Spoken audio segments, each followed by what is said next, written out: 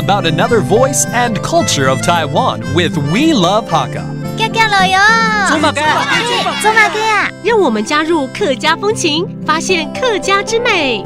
1990年，台湾电费开始在台北中正纪念堂举办。2001年起始改做全台联电盘，下後在2003年正式改名做台灣電費，目的係要推廣台灣特色文化觀光。今年又過年到嘉義來辦理，叫下來看下有哪條客家特色喲。The Taiwan Lantern Festival will be held in Jiayi County this year for the first time in 8 years.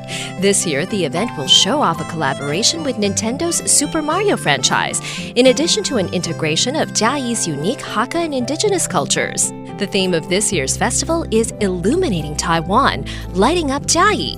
It will run from March 3rd to 15th. This year's main lantern features the Alishan Sacred Tree. Jiayi also hosts a vibrant Hakka community, numbering about 7,000. Jiayi's Lu Liao village has preserved many of the local Hakka lifestyle traditions and artifacts. Yo, what's up? It's time to talk about Hakka here on ICRT. Hello， 大家好，我係阿邊個 Leo。Hello， 你好，大家好，我係 Joseph Lin。你提到一個是我當年進到 ICRT 第一次做外面的活動，就是去中正紀念堂主持台灣燈會。中正紀念堂哈。而今年2022年來到了嘉義了。嘉義哦。今年嘉義燈會裏頭，沒同樣有客家特色，只是打破專區模式啊，融入其他的燈區裏頭。對。故說大家看的那時間，就會感受到客家的一些氛圍。沒錯，像今年的燈區裏頭就有客家的一個代表花，什麼桐花吧？有桐花，對，沒錯。然後今年的主燈是一棵樹，跟阿里山跟神木，對。而且我跟你講，在這個園區裡面還有一個客家生活手作的 DIY 區，也蠻有趣的。對啊。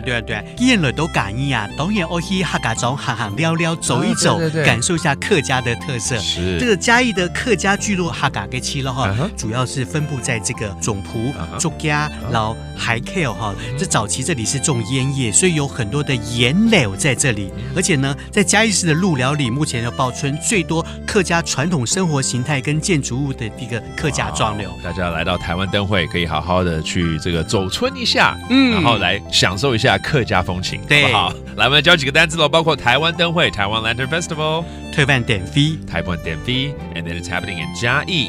嘉義 and you can also go up to 阿里山 and there you have it. Thank you so much for listening. 什麼大家？安子 say 張來了。客家風情由客家委員會監製。We Love Hakka has been brought to you by the Hakka Affairs Council.